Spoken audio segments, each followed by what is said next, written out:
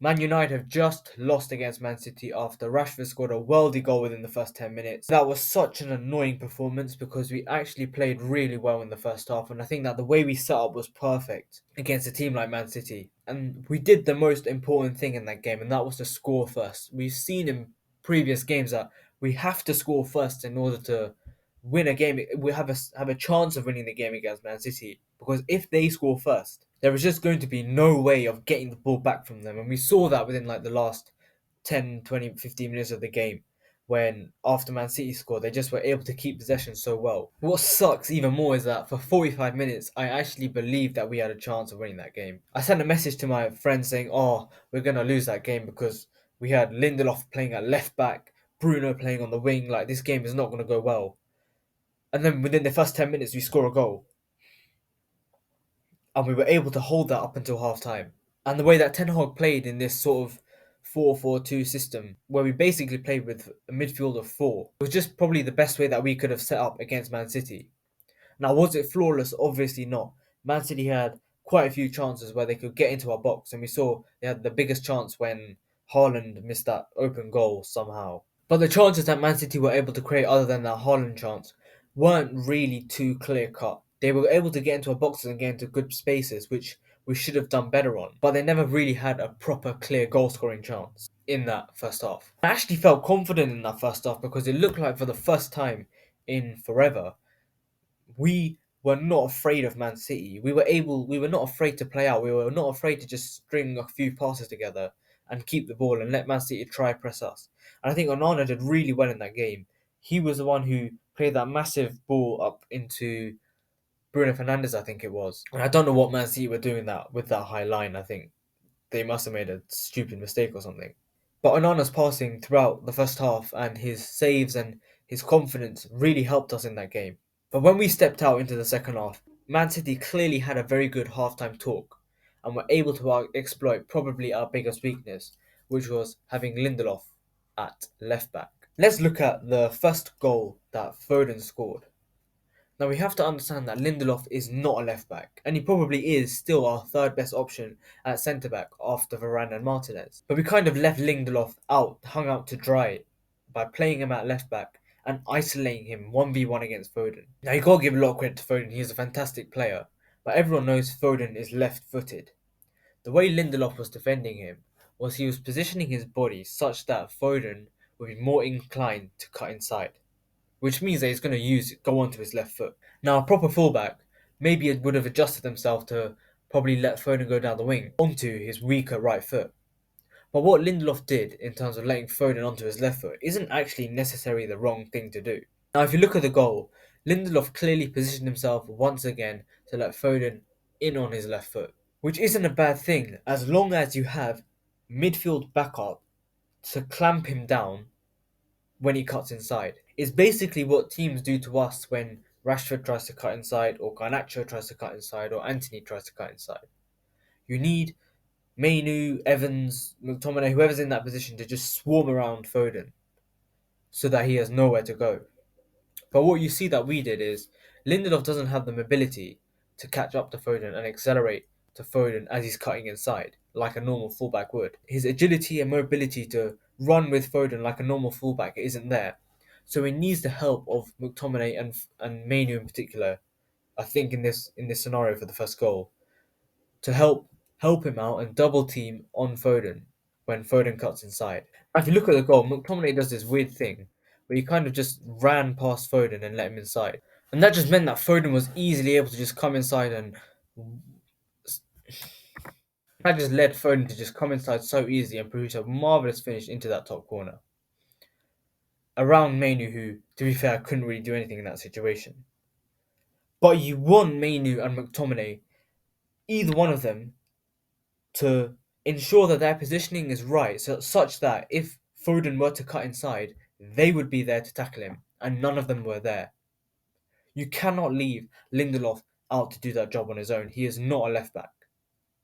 If that was on the right hand side, Dallo might sometimes do that, but you can for sure guarantee that Casemiro is going to be there to block that shot or to make a tackle if that winger comes inside. And a lot of people who don't really understand the game are probably going to point the finger at Lindelof. But again, it's not a terrible idea to let someone cut inside, even though it's on their stronger foot, as long as you're pushing them into an area where there's loads of people who can win back the ball. And again, you could say that's Lindelof's fault for knowing that there's no one there. But remember that he's looking at Foden. He's probably not going to be scanning behind him while he's 1v1 with Foden.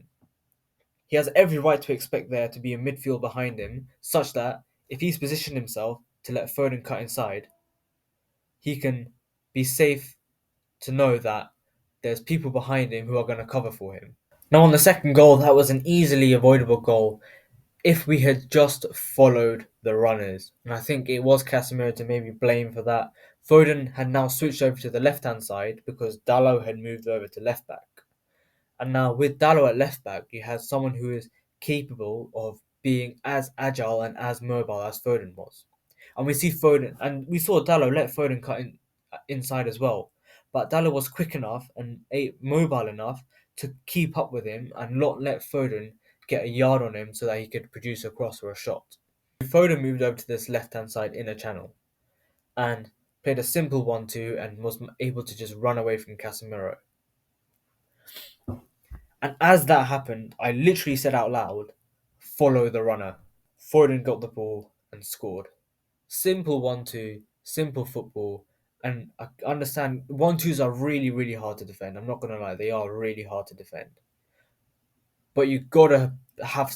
Casemiro didn't really seem like he was trying super hard for that. And maybe he probably needed cover. So I think maybe one of the other midfielders, or possibly even the fullback, I think at the time it was Kambwala, to kind of read that and get in the way. But I think that goal was mainly on Casemiro just needing to follow the runner. And Onana had a fantastic game up until then, but there is maybe he could have done better because that ball was quite close to him. Even if he did make a save, it probably would have fell right to Haaland or something. So I'm not going to put too much on Onana for that goal. We just should have defended better. There isn't too much else I can digress into, so let's see how everyone did today. Onana, I'll have to give him a 6.5 because he had a fantastic first half, but could have probably done better on the second goal. Dalot, I think, had a solid performance. I'll give him a 6.5, was never troubled by his winger. Both centre backs, I think, were class today. I'll probably give them both a 7. Lindelof, I'll probably have to give him a 5.5. Had a very tough time out there today, but remember, he isn't a left back. Casemiro, a 5. I think he should have done better when he let Foden go on the second goal. Mainly was 6. He's a young kid, didn't really do too much wrong in that game. Fernandez a 5, expect better from our captain. McTominay a 5, completely useless in that game. Garnacho a 5 as well, didn't really add anything to the game. Rashford, I'll probably give him a 6. In general, had quite a poor performance, but you've got to give him credit for that worldie he scored right at the beginning. Now, on to the subs. Kumbuala, I'll probably give him a 5.5. Didn't really put a foot wrong, but didn't really help us either. Anthony, I'll probably give him a 5.5. Some people have been quite critical when he came on, but I don't think he got enough of the ball to do anything really big. Obviously, he had that chance of maybe playing Garnacho, but I think that was a bit tight. Forsen, I'll probably give him a 5.5 as well. Pissed me off when he slipped up and tackled Bruno because you could have done something there. But again, didn't really have any ability to affect the game. And Amrabat, probably a 4. That was a kill the game what he did at the end by giving the ball away. And that wasn't the first time we've seen him do something like that either. Now, before we finish off, there are a couple people complaining about the refereeing decisions. The first one was on Marcus Rashford, that one that Walker pulled him back on, and that led to Man City scoring the equaliser. Now, do I think that's a foul? I don't. But I will say this. In the previous game against Man City, Højlund did a very similar thing against Rodri, and they got a penalty for that. Now, I think neither of them are fouls. But if you're going to give a penalty in that game, and you're not even going to give a free kick in this one, where's the consistency? And that just means that we've clearly been frauded in at least one of the two games. There was also that tackle on Garnacho from Edison. I think that was a clean tackle. If that was a Man United player on someone else, and the referee said it was a foul and gave a red card, I'd be pissed. So I think that was a good tackle from Edison. Overall, we can't really complain because at the beginning of the game, this is the kind of result that everyone really expected. So we can only hope to look forward to the next game.